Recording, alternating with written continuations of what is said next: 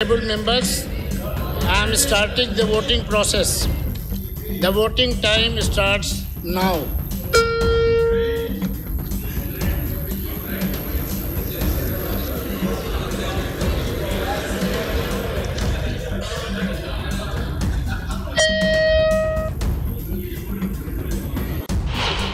পাঁচ বছৰ পূৰ্বৰ কা বিৰোধী আন্দোলন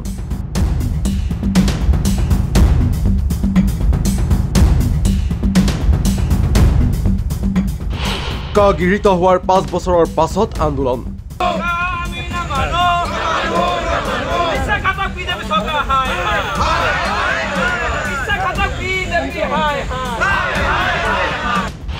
কা বলবৎ হৈ আৰম্ভ হ'ল নাগৰিকত্ব প্ৰদানৰ প্ৰক্ৰিয়া আৰু একালৰ ৰাজপথৰ কা আন্দোলন সোমালগৈ এইবাৰ সচলৰ ধৰ্ণাস্থলীত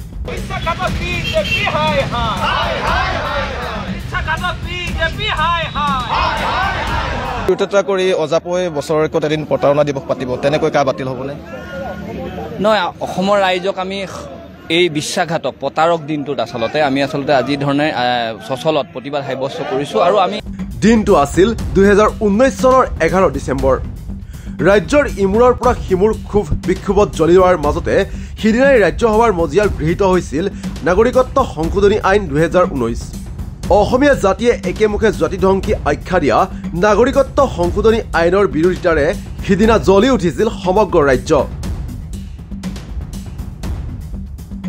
শ্ৰেণীকোঠা ত্যাগ কৰি ৰাজপথলৈ ওলাই আহিছিল শিক্ষাৰ্থী পুৰুষ মহিলা বৃদ্ধ আৱাল ডেকা গাভৰুৱে ৰাজপথলৈ ওলাই আহি সমস্বৰে দিছিল কা বিৰোধী শ্লোগান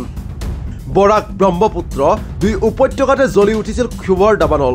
বন্ধ হৈ পৰিছিল ৰাজপথ বন্ধ হৈ পৰিছিল ৰেলপথ জ্বলি উঠিছিল দশদিশ জনতাৰ ক্ষোভৰ সন্মুখীন হৈছিল কা সমৰ্থনকাৰী জননেতা কিন্তু অসমীয়া জাতিৰ ক্ষোভ বিক্ষোভক ভেঙুচালি কৰি সিদিনা দিল্লীয়ে জাৰি কৰিছিল অসমীয়াৰ মৃত্যুৰ পৰোৱানা কেৱল দিল্লীয়ে নহয় অসমৰ ৰাজ্যৰ জনপ্ৰতিনিধি হৈ দিল্লীলৈ যোৱা আঞ্চলিকতাবাদীৰো সিদিনা সমৰ্থন আছিল নাগৰিকত্ব সংশোধনী আইনৰ পক্ষে নাগৰিকত্ব সংশোধনী আইন গৃহীত হ'ল অসমীয়াৰ ক্ষোভ প্ৰতিবাদক বৃদ্ধাংগুষ্ট কৰি হিন্দু বিদেশীক নাগৰিকত্বৰ বাবে আইনত পৰিণত কৰা হ'ল নাগৰিকত্ব সংশোধনী বিধেয়ক কাৰ নামত শ্বহীদ হ'ল 5 সহোদৰ অনেক বলি হ'ল সেনা পুলিচৰ নিৰ্মম আক্ৰমণৰ আৰু সেই কা বিৰোধী আন্দোলন স্তিমিত হৈ পৰিল লাহে লাহে দীৰ্ঘ বছৰৰ পাছত কাৰ নীতি বলবৎ কৰি আৰম্ভ কৰা হ'ল নাগৰিকত্ব প্ৰদানৰ প্ৰক্ৰিয়া এতিয়া কাৰ জৰিয়তে অসমত পাব পাৰে নাগৰিকত্ব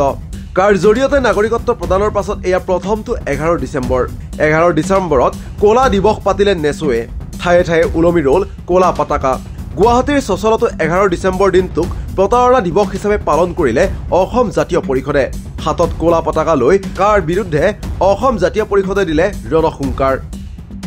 71 পিছৰ বিদেশীৰ বুজা জাপি দিয়াৰ যিটো সিদ্ধান্ত এইটো সিদ্ধান্তৰ আমি বিৰোধিতা কৰিছো মানে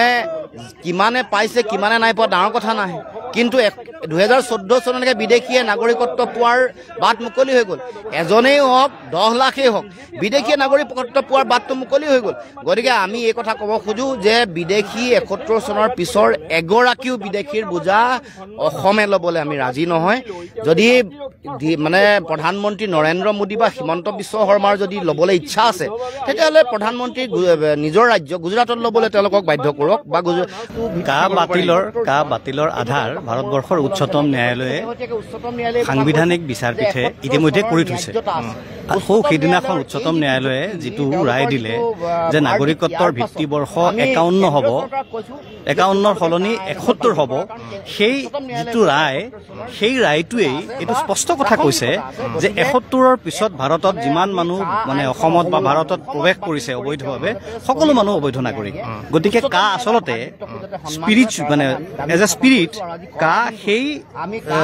ভাৰ্ডিক্টটোৰ লগে লগে আচলতে অপ্ৰাসংগিক হৈ গ'ল অসমীয়া জাতিয়ে নিজৰ অস্তিত্ব ৰক্ষাৰ উদ্দেশ্যে পাতনি মেলা এখন সংগ্ৰাম আছিল কা বিৰোধী আন্দোলন